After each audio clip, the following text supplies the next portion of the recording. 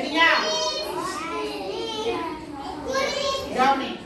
எனக்கு தோகை உண்டு, எனக்கு இரண்டு கால்கள். என்னது? போதே மயில் சொல்லிட்டாங்க. யார் சொன்னது?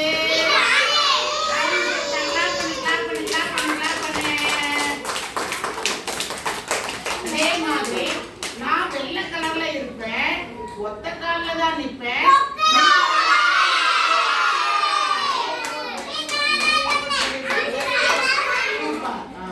நான் பச்சை கலர்ல இருப்பேன்.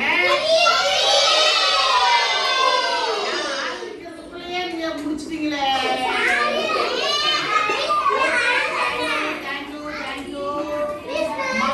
அதே மாதிரி மரம், மரத்துல நான் என்ன பண்ணுவேன்?